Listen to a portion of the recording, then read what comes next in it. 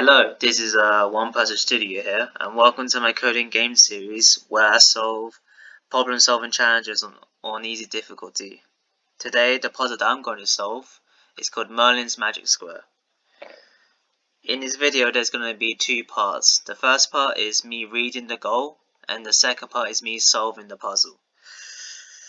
So let's start by reading the puzzle.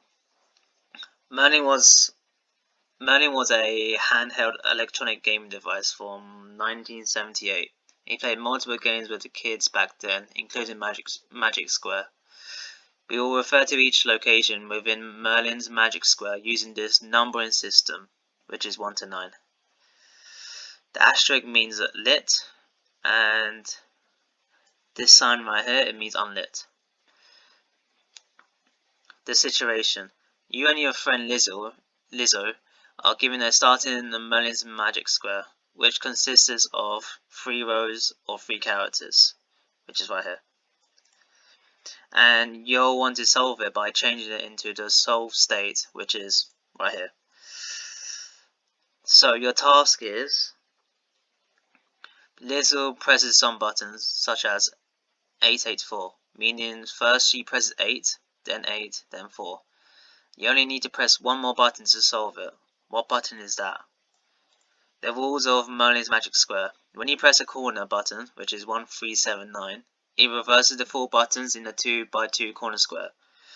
When you press a side button, which is 2468, it reverses the 3 button in the border row.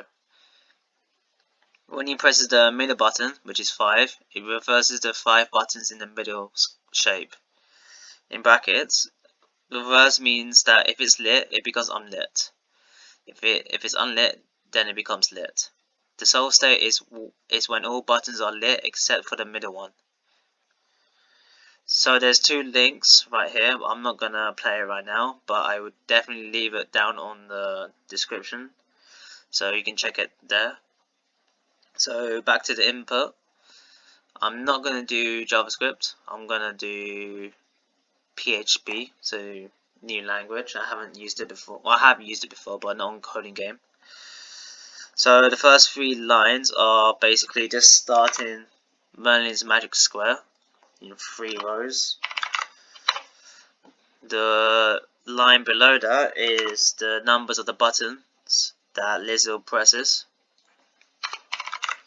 And for the output is the number of the final button I should press to solve it. For the constraints, it says it around here. Lizzo presses the button 1 time, and this is the example for input and output. The test cases are 25, so there's a lot of test cases for me to solve. And now the second part of the video begins.